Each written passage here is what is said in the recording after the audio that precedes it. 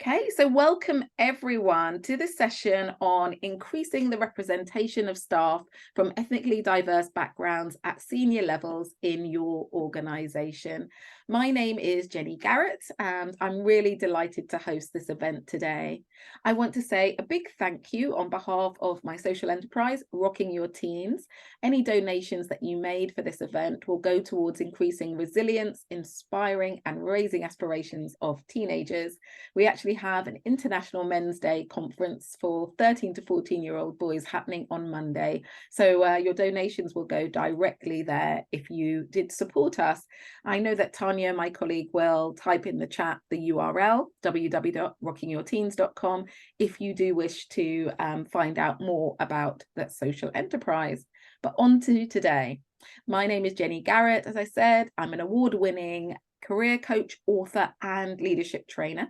And together with my team, we deliver impactful development to support women and those from ethnically diverse backgrounds to progress at work, as well as supporting majority group leaders to make inclusion happen. My latest practical and empowering book is Equality versus Equity, Tackling Issues of Race in the Workplace. And again, I know my colleague Tanya will put that in the chat at some point. So why are we here?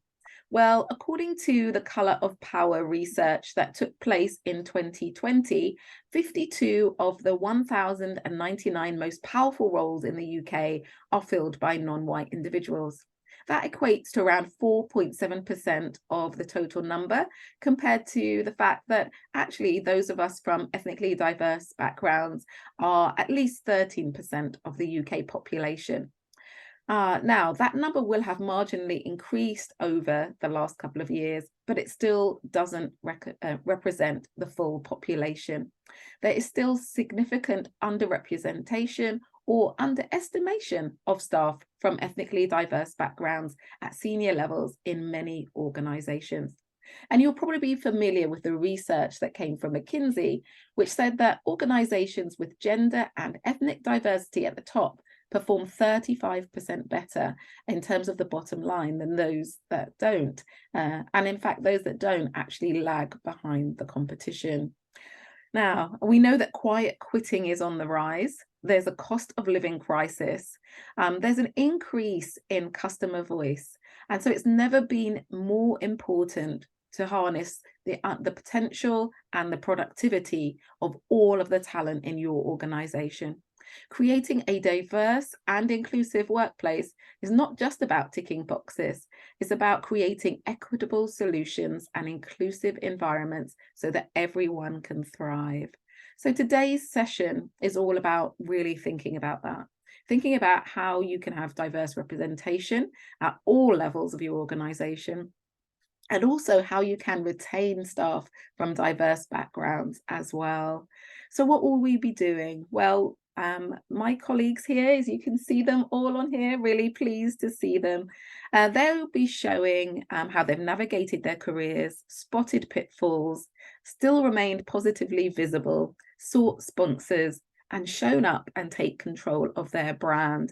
And everyone here has been through programs that my company leads. We lead leadership programs and allyship programs, all about increasing representation and increasing inclusion.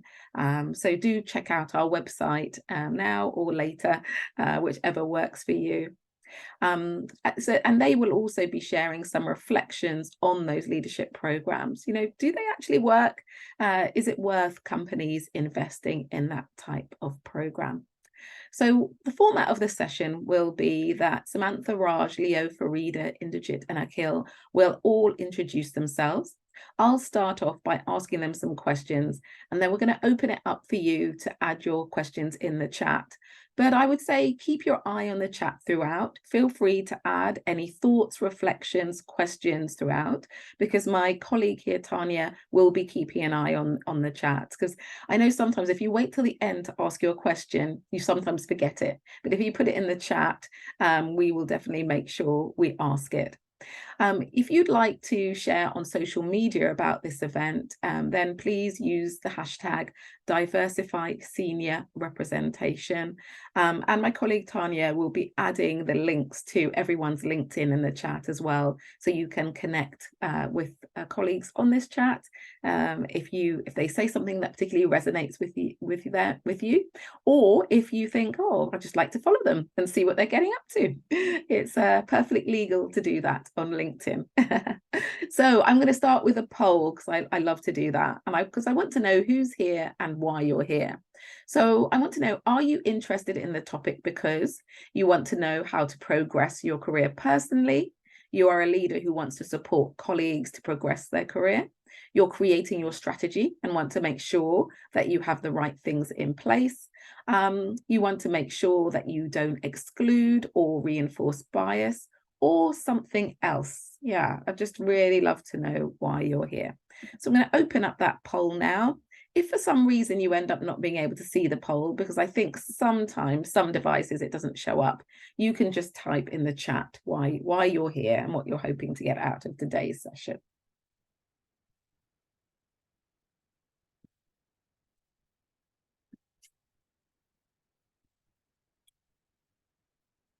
Lovely. You can see you're all completing it at the moment, which is great.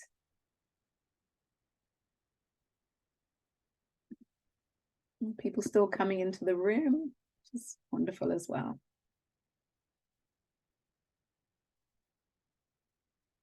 Okay, just give it a few more seconds. I'd like to get to 85% of people completing for some reason, so waiting for that last one or two.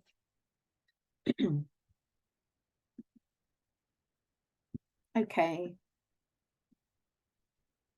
Now there we are, we're 85%. So I'm going to close the poll in 3 seconds.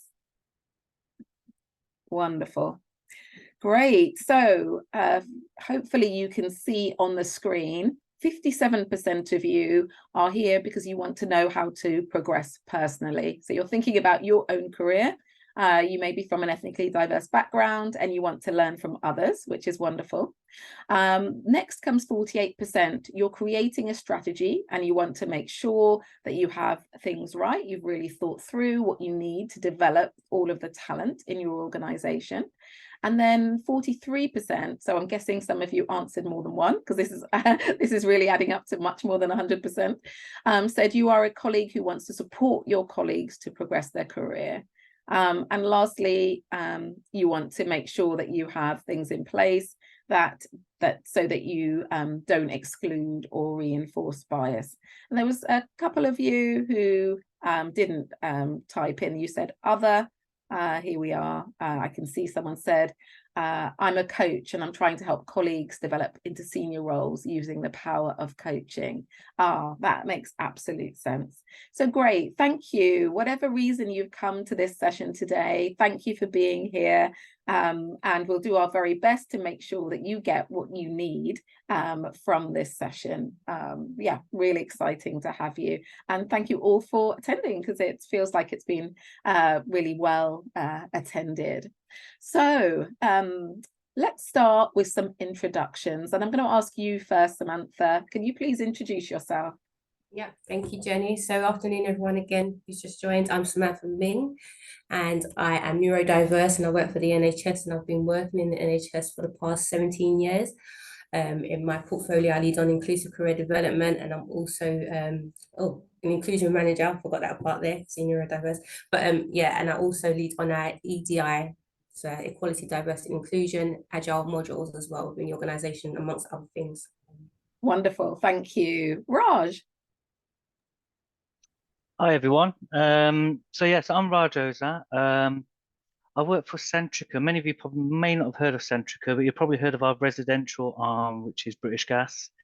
So I worked for them 22 years. I've been with them. So this was my first job really within Centrica. Started off as a contact center agent, taking course about meter reads, which was fun.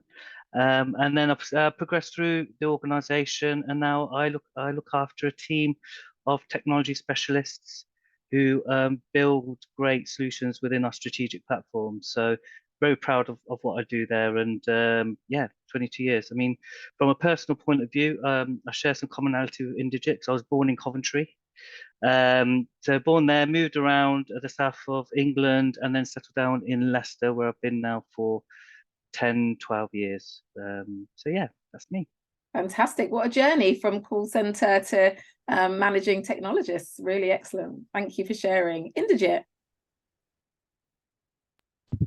Okay, hello everyone. I'm Indigit Kaur.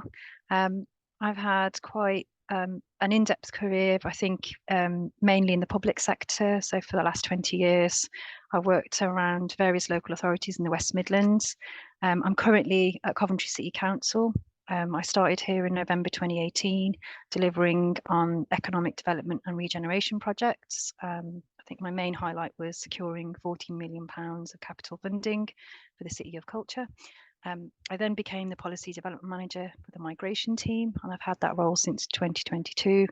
I think the main focus of my work at the moment is leading on a citywide integration strategy, supporting newly arrived communities and helping to foster inclusion in Coventry.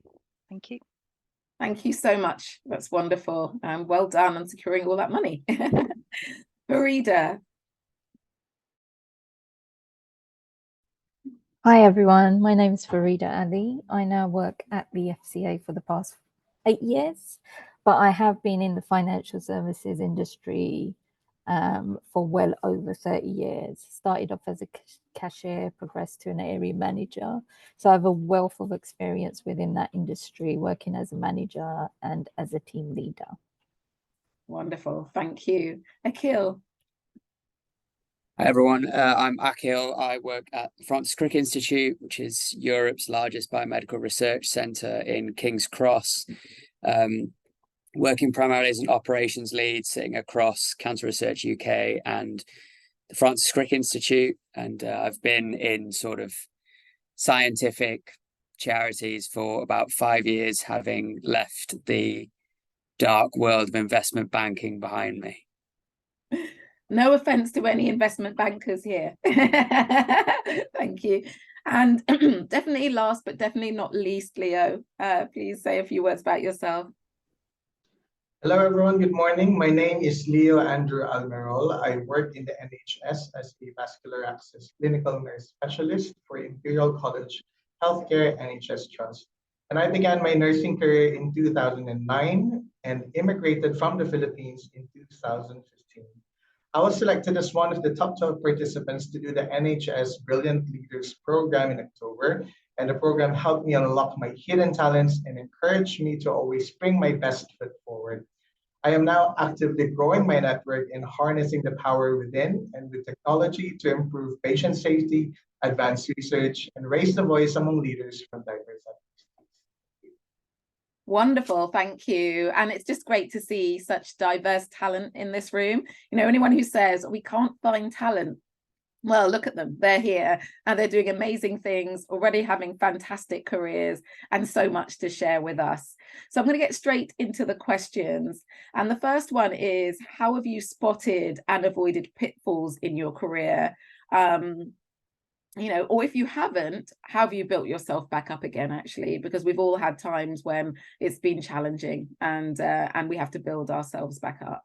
I'm going to start with you, Indigit.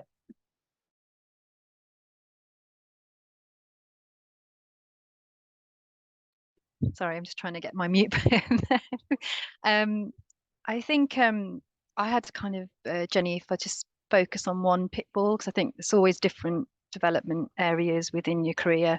I think the reoccurring one for me was challenging behaviours.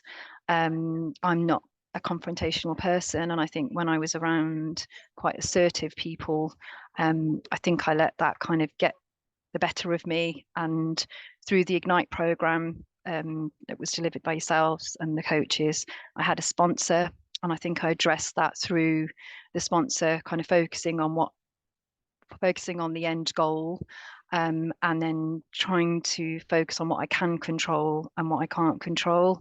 And I think through that kind of change in perspective, it really helped me to develop myself as a person and to understand how I can kind of challenging behavior, to address challenging behavior, but to kind of see the kind of wider objective, which is to try and get to the end goal of what I'm trying to get to. So yeah, I think that was definitely a pitfall that I wasn't able to address by myself, but I think just by having someone else look at it from an outside point of view and work through it definitely was positive.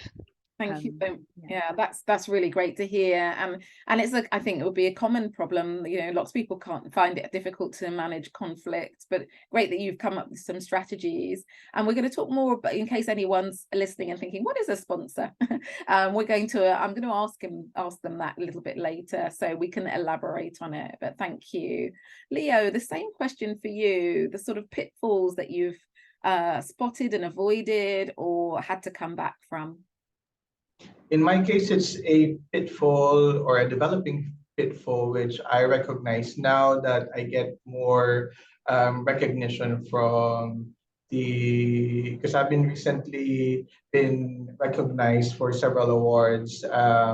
Recently, the Royal College of Nursing as Rising Star Awardee in London. And I'm looking ahead and forward to achieve my professional goals. However, I feel that because now I'm getting that recognition that people have a set of expectations of me now, and there is a need to manage people's expectations. I know that if I do not know the answer, then I can always speak with a mentor and reflect on the situation. This is actually one of the activities we did in the Brilliant Leaders program under the Jenny Garrett OBE program. We did a lot of reflection questions. This is where a peer asks you questions, and we're very careful not to give suggestions. It then challenges us to think and reflect and to think within you the answer which you already knew all along. And this is done during the support and challenge groups. Thank you so much. I think that one of the things you're saying is so common. It's that weight of responsibility you can have from others' expectations. So, you know, for us, when we are from ethnically diverse backgrounds, it's great to feel successful. But then you think, oh, if I make one false move, maybe sometimes I might be ruining it for anyone who wants to come after me. So, yeah, you can feel like that there's a weight of responsibility and an extra burden. So, couldn't agree more. Yeah, thank you so much for highlighting that point, because I don't think everyone can understand that. I think if you're in the majority group, you do something wrong, it doesn't affect your, you know, everyone, you know, but when you're in a minoritized group, it really can feel like quite a responsibility. But well done on all you're achieving. And I'm so pleased, you know, that idea of as we have, as you said, the support and challenge groups in the program, the idea that they hopefully created that reflective practice in you that continues way beyond the end of the program as well. So thanks, Leo. Raj, what about you? Pitfalls or overcome? Yeah, I mean, I think I mentioned, and I'll probably say a couple of times, 22 years I've been in Centrica. So yeah, you know, there's been many ups and downs in that. I think for me, the most important thing to go through and to have is confidence. I think confidence is really important, confidence in yourself, because you know, as you go through your career and your journey and your progression, it's that confidence that's going to make the difference in sort of moving through. I mean, as an example, in my world, you know, we've had many organisations. I've been involved in many organisational changes within that period, which has affected me. Now, I've been at risk in those times, and it was really having that confidence in myself, in my beliefs, my values, and things that really helped me drive forward. And I think, you know, going back to the redundancy thing, the key thing for me was like, yeah, it's very easy to fall into a negative trap. So, you know, having the right networks, my family, my friends, you know, my peers, you know, remembering the great stuff which I had done, I am doing, and what I'm going to do forward is really, really important. So yeah, you know, confidence in yourself and your beliefs is for me the best way to progress and avoid pitfalls. Lovely. Yeah. So this idea of when you hit those difficult times, like, you know, your job might be at risk, to take a bit of a stock take really, and just realize how much you know, how much you have to offer. And also, even if a situation like that comes again, remembering you're not the person you were the last time it happened, you've got so much more resilience and experience and skills. So yeah, all of that is really great. So yeah, so this is interesting. You know, a pitfall can be, I guess, lack of confidence. You know, we're hearing that expectations on you as well can be really difficult, or it can be, you know, you've come across a recurring problem like dealing with conflict. Samantha, what would you add? Thanks, Jenny. So for me, more of an overcome. So applying what I learned from the programs, one of the modules that stood out for me was the imposter syndrome, and knowing when I am falling into that imposter syndrome. So being neurodiverse, I have a lot of negative self-talk. We used to have a lot of negative self-talk, and applying what I'd learned from the session, knowing when I was slipping into it and had to come back out of it. So I like to have an invisible backpack. And in my invisible backpack, I have all the tools from the program. So then when I know that I am reverting back into those areas, I'm able to dig deep within my invisible backpack and take those out and apply those. So as my colleague Leo mentioned earlier, support and challenge groups. So asking myself those questions and doing that self-reflective, self-talking to come out of it. So those are the areas that I tend to go back on and reverting back to accomplishments that I've achieved throughout the journey. And then also I have a swipe folder. Many of you may have heard of a swipe folder, or just even having like a folder on your email account whereby any positive emails that you get and the accomplishments, you put it into your swipe folder. And then when you're at that low moment, you can also revert back to it and revisit it to see what you've done well. And then that also boosts your endorphins as well, which is really good. Fantastic. It's such good points there. I think it's, you know, this idea of imposter syndrome is a really interesting one, and I think that you know, when you are in a minority, you can look around and think, no one looks like me, no one sounds like me, no one is like, you know, behaves like me, and do I belong here? Is it luck? Am I a fraud? Do I have to work harder than everyone else to fit in? And it's, yeah, it's more acute when you are in a visible minority. So this idea of, yeah, you know, what can we do to overcome it? And you've given some really good strategies. The only other thing I'd say about it is that imposter syndrome, you know, the theory of imposter syndrome says it kind of comes from us. It's a psychological phenomenon, but it's really useful for those in organizations to think, what are we doing to fuel someone's imposter syndrome? You know, are we talking over them in a meeting? Are we not choosing them for stretch opportunities? Are we telling them that they've got to change to fit in, rather than thinking about what people can add to the, you know, add to the conversation, add to the debate? So imposter syndrome is something we experience, and sometimes it's from ourselves, but also our situation, our environment can really fuel it. And I definitely think that's something for organizations to really consider. And also sometimes you miss out on talent because people do have a bit of imposter syndrome, so they're not putting themselves forward, but that doesn't mean they're not super talented. So recognize that's something that we experience and look beyond it, so make sure that you help us move forward. The program that's being mentioned is a program that we deliver at Jenny Garrett Global. I saw the question in the chat, and organizations call it different names. We call it the Brilliant Leaders Program, but in various organizations they call it something else. But everyone's been on a similar program that we deliver, and it's a sort of 6 to 8 month leadership program for the person who asked in the chat. So I'm going to go on to another question. And you know, this is about visibility. What are your thoughts on being visible at work? Can you be positively visible, do you think? And if you can, how do you do that? And yeah, any reflections you have on how that relates to personal brand as well. So I'm going to start with you, Samantha. Thank you. I was going to get arrested, but no, thank you for answering that question. So I think it's very important for us to have visibility within the organization and also outside the organization. So I've seen many people pop up online who I've connected with on LinkedIn. So thank you for joining us today. And that's one of the platforms that I use to promote myself within the workplace and also outside the workplace.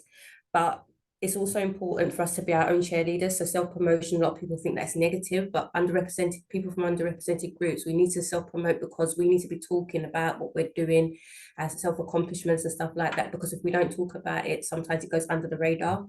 So as my sponsor likes to say, it's not bragging if it's a fact. Mm-hmm. So if you've done something that's factual, brag about it. Why not? Why would you not celebrate what you've done and create that visibility? Because then it also shows us as also role models for other people who are coming up after us. So that's what I think on Visible. Yeah, and you really embraced your visibility. I love it. I'm really seeing you pop up on LinkedIn. You've been doing speaking engagements. You've really been stepping out of your comfort zone, and that's what it's all about, Samantha. So thank you. Akhil, I'm going to come to you. What do you think about being visible and being positively visible? Thanks, Jenny.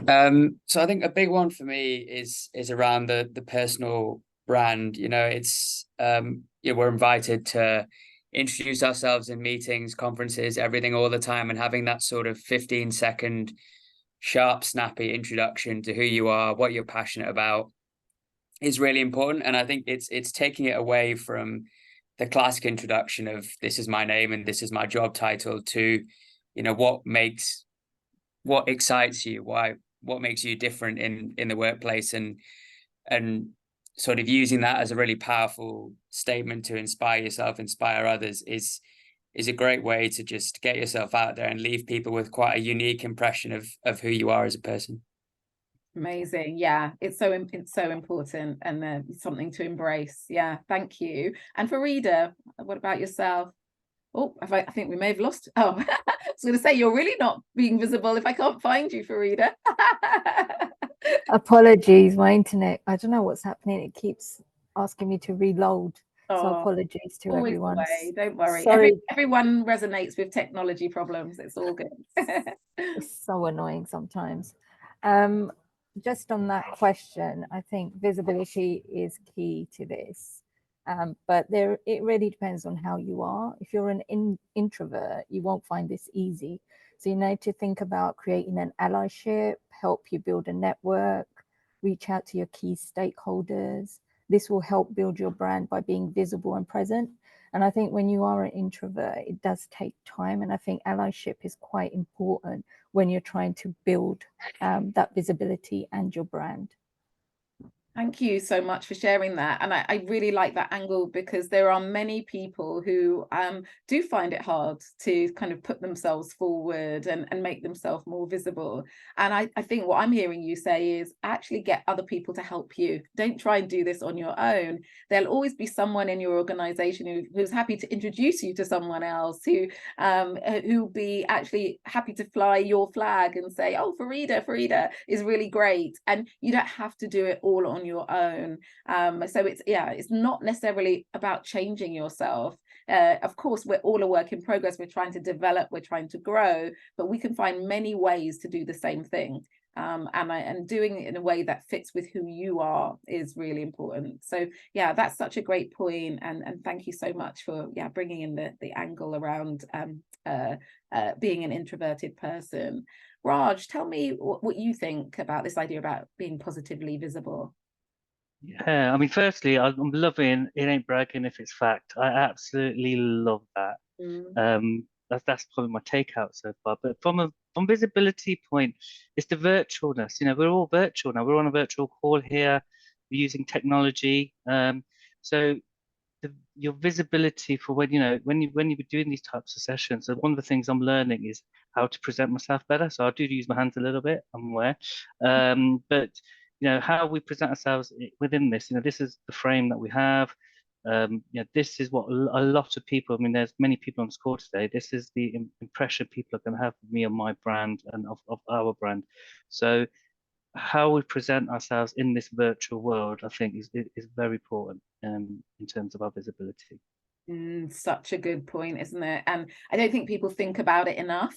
Where am I in the square? Can people see me? Am I just turning off my camera because I don't really have to be visible in this conversation? But what does that mean for me? If people haven't seen me, have they acknowledged that I'm really there? Have I always contributed? Really thinking about yourself being visible in this online world. And I think there are some different skills to make sure that you are visible in this online world. So again, thank you for bringing in that important angle. I'm going to go to Indrajit next. Thanks, Jenny.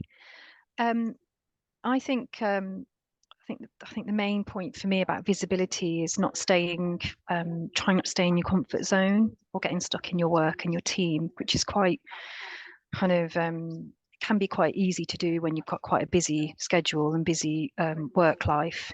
But it's to be visible is to be contributing to other things and kind of putting your hand up and putting your voice to something different in your organization or outside your organization. So I think for myself, it's really about making sure that others outside of your immediate team and the people that you work with can see who you are and what added value you can offer. I think previously I was under the impression before I went on to the course, it was like, well, people should view what I do.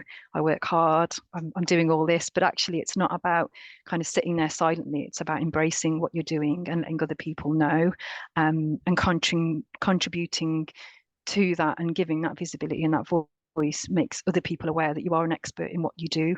And it's about what the impact you've made and not just expecting other people to see that. So I think you need to be able to speak in different spaces and have the confidence to do that. And the more you do it, the more you build that confidence and the voice and the contribution. So I think definitely that would be my advice for visibility. Brilliant advice. And yeah, I couldn't agree with you more. It is about stepping out of your comfort zone. It is about realizing that if you don't do it, no one else is going to do it for you. And yeah, this is part of the work. Yeah, thank you so much. Leo, your thoughts on it? So visibility is a word that would send shivers to my spine. If at all, I would put on an invisibility cloak just to stay hidden. However, Samantha Ming, who was a co-brilliant leader, challenged me on how to be more visible. And this was a weakness because I feel very introverted.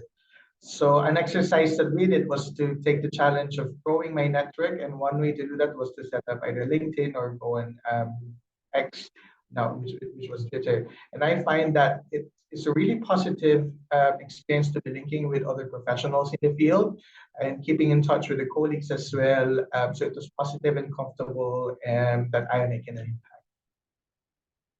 Love it. Yeah, challenging yourself is really important, isn't it? Lots of people are quite afraid of LinkedIn or, putting themselves out there or going to meet different people. But I'm hoping that, yeah, you've all had a positive experience from being more visible. And usually what happens is you get more opportunities. The more people can find you, the more opportunities come your way. And that's what we all want. Thank you so much. Really good insights on brand. I really like the way we came from, thinking about remote, introversion, different aspects of it that you've all come across and you've had to think about. So another question for you, and I'm just thinking, is that it's not my final question, but please do, if anyone does want to ask any questions, please do drop them in the chat. So my question is about sponsorship. Do you have a sponsor? If you do, what's the purpose and advantage of having a sponsor? How did you find one as well? And how important has sponsorship been in advancing your career? So you can answer a bit or all of the question, whatever comes up for you. I'm going to start with you, Farida. Yeah, so as part of the program that we did with Jenny in the FCA, I did have a sponsor assigned to me, who's the director in the CEO office. So it was good to have a sponsor alongside the actual program. So I would definitely recommend it. But just to give you a bit of context and a bit of background, I was dealing with microaggressions within my department, and my sponsor was really good, who supported and also challenged me. I was always told, and I know. Oh dear, I think we've lost Farida. Is it the same for everyone? Yeah, she's gone. Okay, well, hopefully she'll be able to come back and answer that question. But Raj, I'm going to go to you. If you could talk a bit about. Oh, apologies, I'm back. Yeah. Okay. It told me to reload again, so I'll just. Okay. Yeah. Do you want to try and speak and see if it gets you? Yeah, I'm going to try and speak a little bit more faster. So yeah, from what I was saying, I was dealing with microaggressions, which my sponsor supported and challenged me on as well. We was always told that there's a hierarchy to the powers above. You have to go through your manager first. And sometimes that can be uncomfortable when things need to be raised. But having a sponsor has helped me with my mind shift. There is no hierarchy. I'm an individual. I'm not a piece of a puzzle. But what my sponsor has done is supported me through the program and is still supporting me, introduced me to senior stakeholders, helped me build my brand, as well as opening opportunities for me. But I will say with a sponsorship, when you have someone that is sponsoring you, you do need to own this relationship 100%, as this is about you and your career progression. And you need to have the confidence for the open and honest conversations and allow the relationship to develop over time, because this is someone new that you don't know that I was actually matched with, and it did really work. And although the program has ended, it is still someone that I catch up with every month or whenever I need to. But yeah, it's good to have someone there that is there to Fantastic. sponsor. Thank you so much, and I'm glad the internet held out. Wonderful, wonderful. Raj, your thoughts on sponsorship? Yeah, so I think in this phase of my career, sponsorship has been that extra push for me. I didn't know anything much about sponsorship until I went to the program. Mentorship, yes, but sponsorship, no. So, having that opportunity to get a sponsor was excellent. I deliberately chose a sponsor who was different to me in all aspects.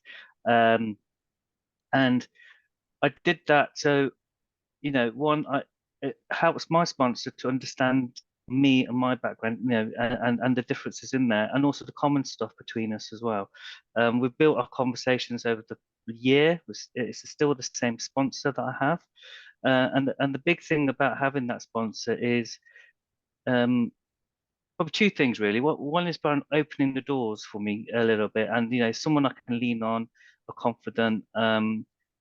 But opening the doors is really, really important, and it's not just literally like here's this person, but it's also that mindset with me as well. Because I know I've got my sponsor there.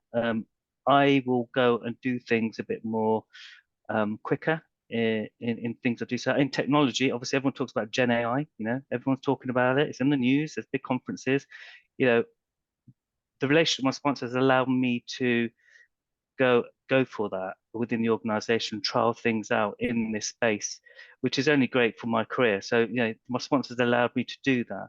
But likewise, I've also helped my sponsor to, understand things from a different perspective, especially around sort of equity and diversity and so on. So, we've had those types of conversations. We've had conversations around technology and all sorts of things. So I can only say good things about having a sponsor. Wonderful. Thank you. And Akhil? Yeah, similarly to Raj, I went with a sponsor from a different department in a different part of the organization, and it was really valuable, and it created a really interesting environment to discuss and challenge each other about our thoughts on the organization. Our first few meetings were completely unrelated to my career and focused on the lack of diversity on our research panels within the institute. So it was, a really interesting first discussion.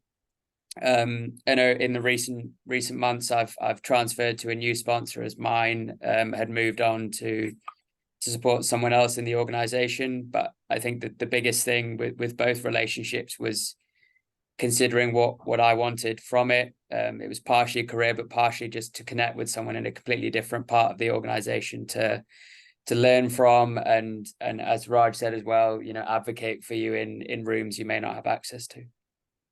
Brilliant. Thank you. Really, really great to hear about all the success with your sponsors. And Leo? So I initially found it very difficult to find a sponsor beyond the banding of my line manager. It was actually halfway through the program when I found someone who's actually outside my organization, but luckily had a similar role background. So there were questions in the chat asking if the sponsors were within our individual organizations. I believe so. The majority would have, but in rare occasions where, as with mine, I managed to get someone outside of my individual organization. There's a question about the sponsors volunteer themselves and what qualities do they have. I'd say my sponsor did not volunteer, but I scouted for my sponsor, but she was more than willing to set time with me. And because geographically we are apart, she lives maybe an hour away from me. There was several occasions where we would actually meet in a common area to have that physical connection and just to have a chat about how the progress had been with the program. So it was a really positive experience. Thank you so much, and for tackling those questions in the chat as well. Wonderful. Indrajit.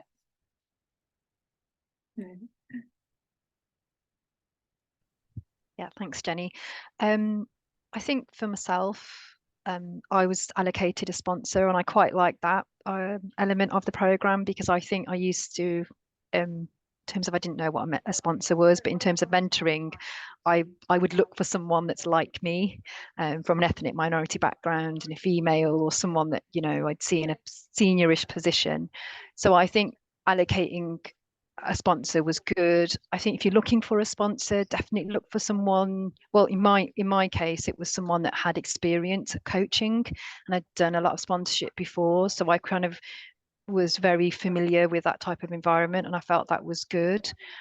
She was very different from me, and I found that actually to be a positive experience, because I had a lot more to learn, and actually I wasn't looking at myself in the mirror, if you get what I mean. So it wasn't someone very familiar, it was someone very different, and challenging my kind of perceptions or experiences which they hadn't had was actually quite refreshing, to have those conversations.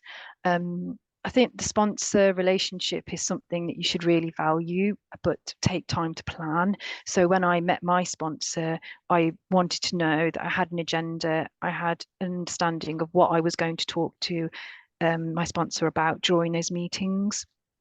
I still see my sponsor, the same one. I find it very rewarding. One of the things that we have spoken about recently is I want to progress, and we know that, you know, the short time won't be enough, but she's been very, very supportive of let's have a longer session to really look at, you know, what it is and unpack where I want to go. So I do think it's really valuable. I remember, Jenny, when you came to one of the talks that we did with our leadership team, and you asked people to put their hands up, and our leadership team wasn't very diverse, and it was shocking for me to know that, you know, all the people in that room had put their hands up. And I think as ethnic minorities, you know, in terms of our background and our experience and our parents, we haven't had those conversations because our parents may not have had that experience of how to progress or in that world of work and career.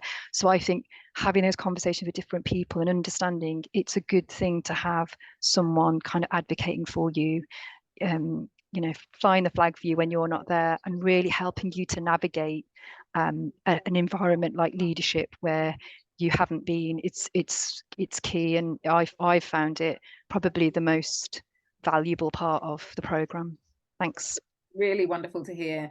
You know, the research says that people from ethnically diverse backgrounds are over-mentored and under-sponsored. We get lots of people encouraging us, you know, saying you can do it, but no one actually advocating for us and opening doors for us.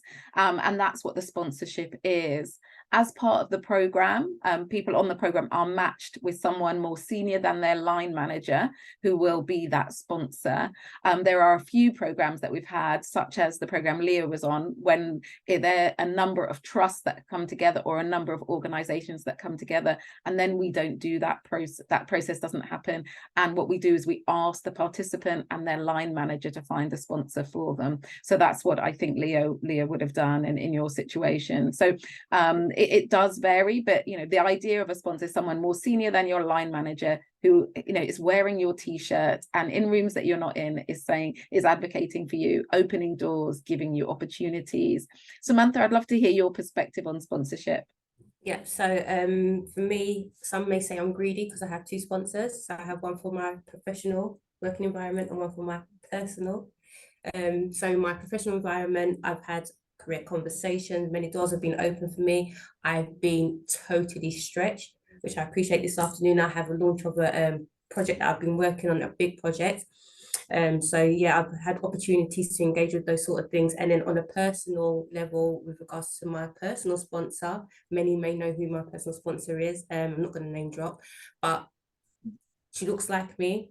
She shows me what I can aspire to be, which gives me that balance between work and both professional, but then also exposing me to places that I would necessarily not be able to go before, and then increasing that visibility on both fronts from both my professional and personal sponsor. So I think it's very key for everyone to have a sponsor. Sorry, I've been distracted by the chat. I just see my name. So, Don't look at it. Don't look at it. Just carry on. You can look at that later. So it's very key to, I guess, go and have those conversations, sort out what it is that you want to get from that sponsor. And as Interjet said, make sure you go there with a plan, and make it meaningful. So have it on your agenda, what is it you want to get from it? But then also, what can you also bring to the table? So it's a two-way street, so you can reciprocate as well.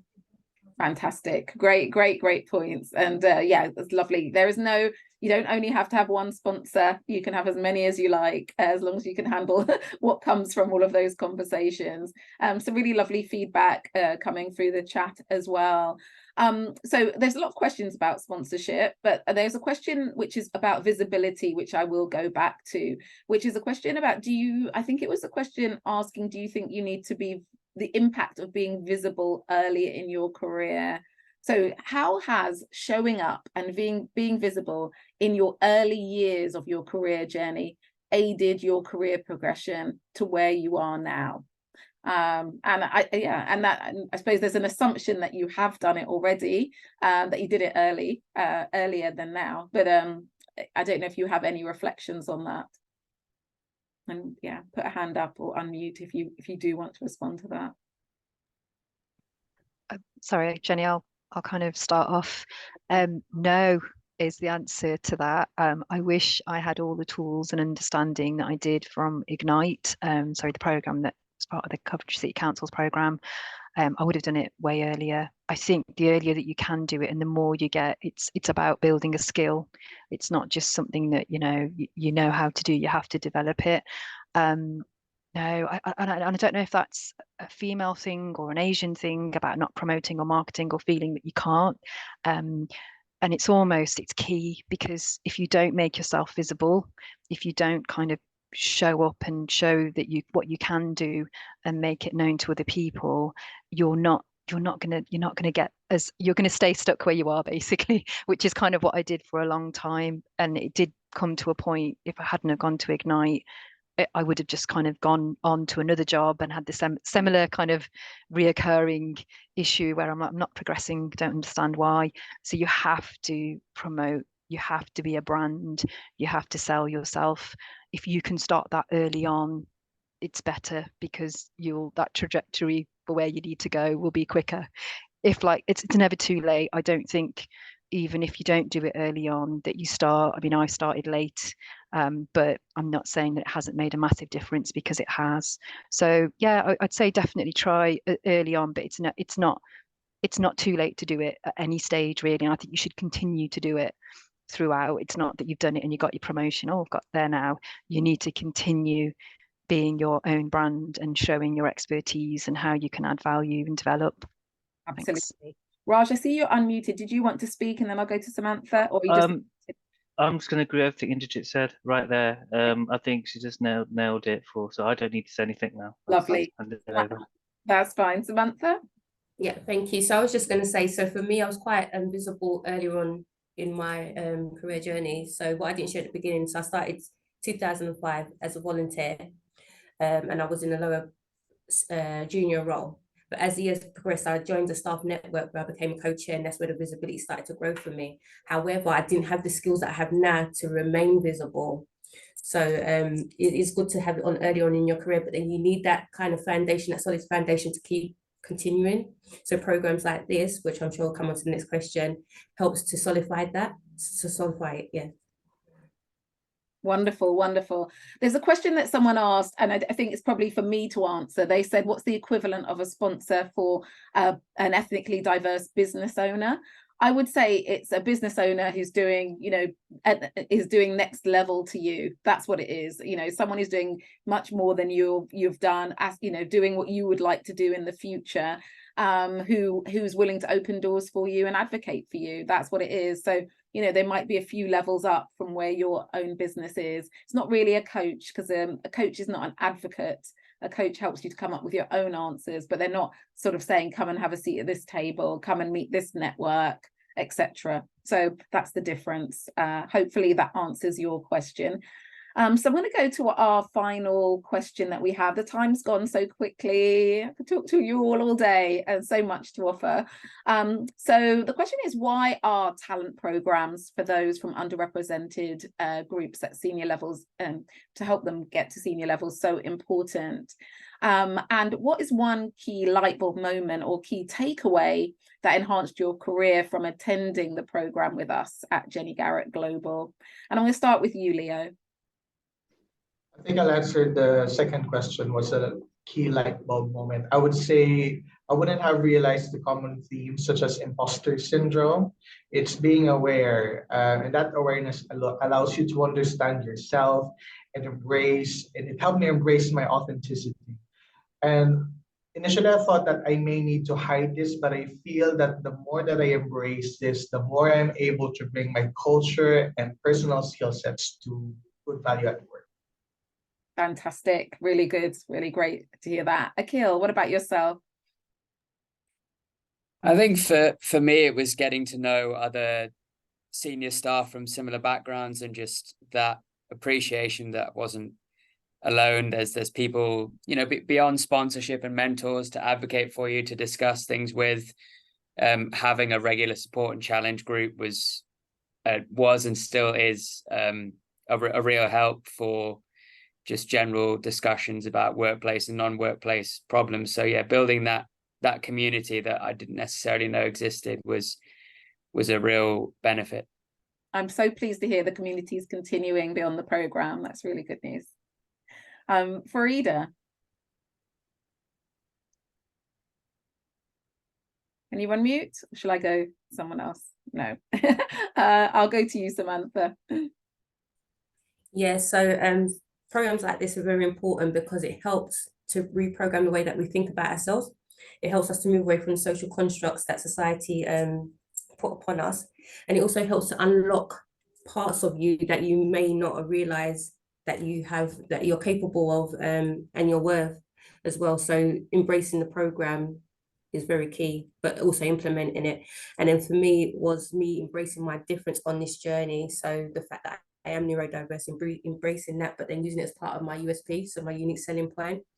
And I guess the key takeaway for me was, you are the key to your success. So if you don't put the work in, nothing's not going to change. So someone put in the chat with regards to they need more self-belief and confidence and so on and so forth. You have to be wanting to want this.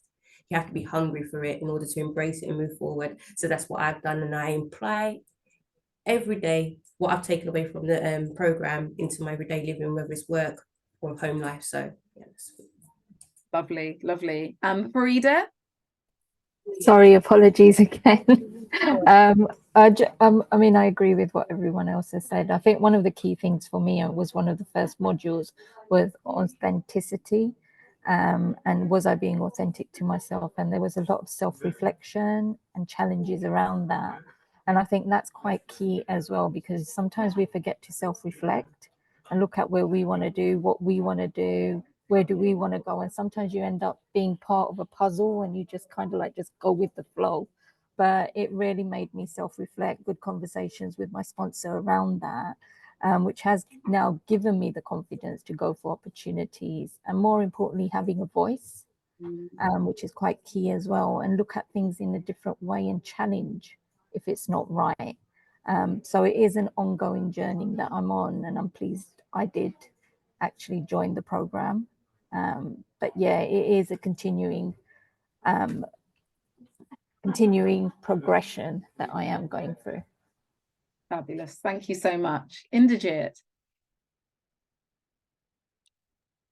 Thanks, Jenny. I think how can I remember speaking about this. It was a bit like someone switching a light on. And so I was very much felt like I was in the dark. And just a bit of context, I always felt like, oh, I need to do more training. I need to do more training to kind of like build my skills. It must be my skills, like really kind of thinking that it was myself and that's why I'm not progressing, and not realizing there's another element. It's not that you haven't got the talent and the skills. There's this other side that I just didn't realize. And I think the program, it's very multifaceted, and I like that element of it. So you're kind of building different blocks, and the way that it starts, and I think the journey that you go through, you come from it reflecting on it and thinking, my goodness, I didn't even realize about authenticity, about the fact that you have your values and what drives you, what motivates you to come to work. And I think those values really help me every day, because I always kind of go back to them, and that's what my foundation is, and that's what's grounding me. But the other thing is, I really believe that for people to really get everything out of it while you're doing the 6 months and you're around people which are in a similar situation, really embrace and use that time and share those experiences and share your learning and have that space. And I think I didn't have that before. I think the unique thing about the program is you've got coaches which are from a diverse background, but you've also got participants which are sharing their learning with you and applying that. I think it's really important between each of the sessions, and you have quite a bit of a gap, going back to your manager, talking to them and applying what you've learned and testing it. Because I think sometimes people think you've gone on a training course and that's it, should happen now.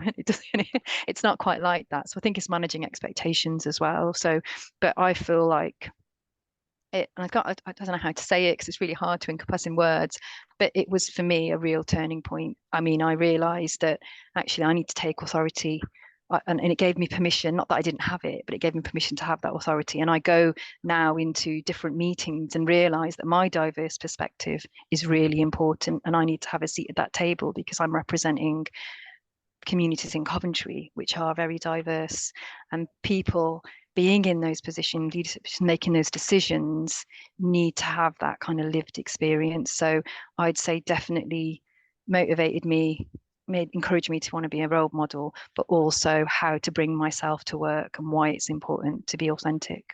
Thanks. Thank you. And last but not least, Raj. I think being me, in all honesty, you know, I've always tried to be like the majority group and try to, you know, not be me in the scenario. And going through the talent programs has allowed me to really be my authentic self. I would have come on this session if it was old me, you know, and I have, and I'm doing it in my way, not in another way. So for me, that's the important thing from my perspective. It's also what I've given back. So I've partnered up with a software provider to look at underrepresented people, how to bring them into the organization. And that's something I've done, again, off the back of being on this thing, because it's changed the way I think about things and think about my team.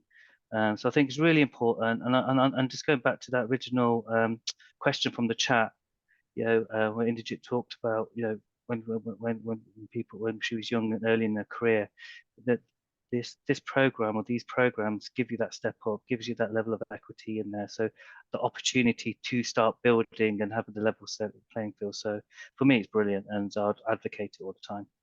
Thank you so much. I could talk to you all day, but our hour went so quickly. I want to say thank you so much to everyone who attended. A huge thanks to Samantha, Leo, Raj, Indigit, Akhil, Farida, so much for your valuable insights today. It's been so helpful. I know you've helped the people who are on today's session, and so much resonated. To find more about my work, please do go to jennygarrett.global, and you can also find out about my book, Equality versus Equity.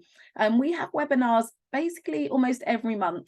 We don't usually have them in December and August, but every other month, all on a variety of topics. And our next one is to celebrate International Men's Day. So it's what can men do to create more inclusive workspaces where all can thrive. And that's on the 23rd of November. So do subscribe to our Eventbrite and you'll be notified whenever we have events. But we'd love to see you at that event, another hour lunchtime webinar. And lastly, please just take 1 or 2 minutes to let us know what you thought about today's webinar by filling in our form. Your feedback is really valuable. So yes, just lastly, thank you. Thank you, Leo. Thank you, Samantha. Thank you, Raj. Thank you, Indrajit. Thank you, Farida. And although Akhil maybe had to drop off, a huge thanks to him as well. You showed up authentically. You gave us your personal experience, and that is hugely valuable. And we look forward to staying in touch as you continue on your career journeys. Thank you so much. Take care. Bye-bye. Thanks, Jenny. Bye.